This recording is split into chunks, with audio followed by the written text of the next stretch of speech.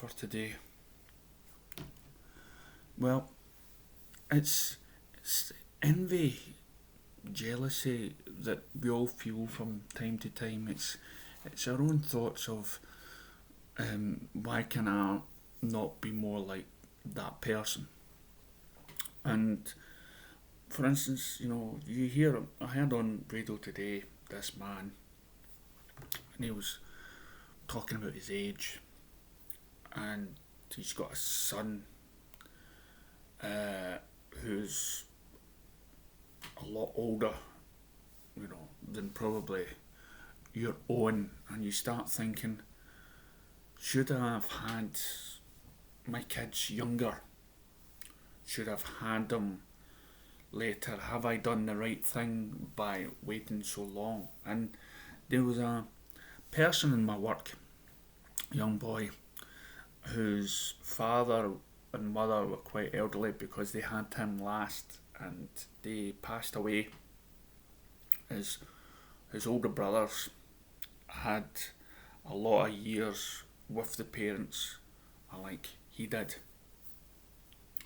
So, he may have sort of resented that in a way, that he didn't get those years, those longer years with them. And it's not just that. It's when you visit somebody's house, or when you speak to them on the phone, or you see their profiles on Facebook, social media, and you see how well they're doing compared to your own life. And is there any sort of solution in how to make yourself feel better?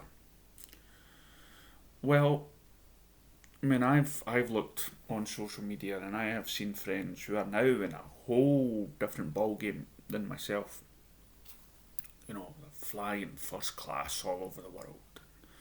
They've got two houses. And they've became somebody I don't recognise because of what they accumulated in their lives. And we've got to stop. And it's hard, but what we do, I believe we have to stop looking at everybody else.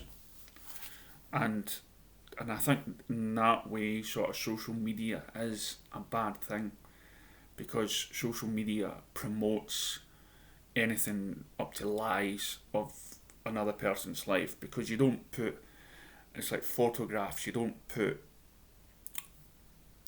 the truth on a photograph, because everybody's smiling, everybody's happy and stuff like that. And we hear a lot of people who have died or committed suicide, or they were depressed.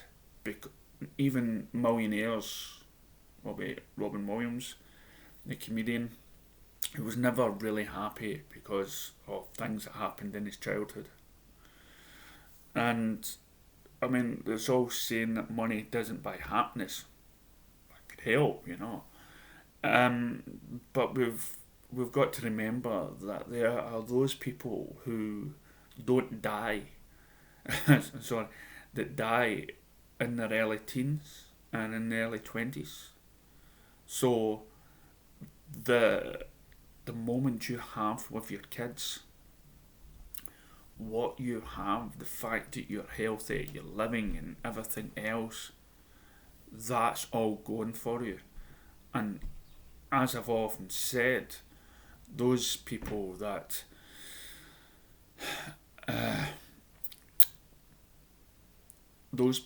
have that inner goodness in their heart, those people that see everyone as an equal, is a far better person than those that may have money and think they're better than someone. Those people that had kids at an earlier life may not have had the life that you had, because you lived life at the fullest. And then you can turn it around as well for those people that had kids when they were younger. Yes, they may have a benefit of seeing the kids grow to a higher age, but who's to say when it's our time to go. So we must stop comparing ourselves to other people. There are great benefits to our own lives. We have made choices that we can't take back. We must live with the choices that we took. I spoke to a man the other day there, and he's quite happy living his single life. He's had relationships with women, and he believes that his parents would love him to have grandchildren, but he's happy.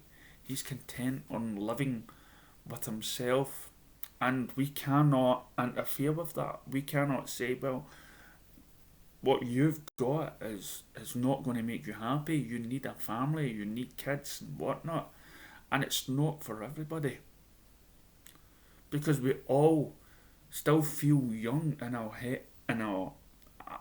heads. Well, I spoke to people that believe that we're too young to get married, or they were too scared to get married because of stuff that maybe happened to them when they were growing up.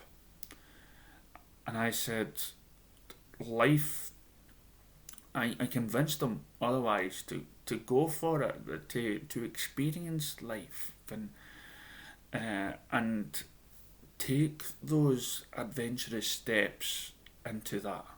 If you're with somebody for so long, take that step. Forget about your age, forget about this. Marriage is a fight to the end. You know, when I say fight, I mean it's for those people who don't have arguments in marriages. There is something wrong there, because we're all individuals. We all have needs, and it's great to remember who you are, because people change. And so, so when you look at people that have, say, a family or have kids or who have money, just think of it as just, well, that's okay for them, but I don't need to do that, because either I am not ready, or that is not the experience that I want in this life. And I'm not going to take the pressures from parents and everything else. I'm going to look at the good stuff that I have in my life going just now. I have my health, I have a roof above my head, I have a job. And even if you don't have a job, think about the determination that you do of looking for one, and that you're not some sort of person that has somehow just giving up on what you want to be, or what you want to be to better yourself. No matter if it's to better yourself, if you're going to find it in a job or not in a job, to be married or not be married, just think of your inner self and what you really want out of life, and forget everybody else's life. I know it's hard to do, and that's the problem. So, close down the Facebook, close down your social media and your tweeting, and just be you. Forget your friends, forget family, just be you. And live the life the way you want it. Thank you.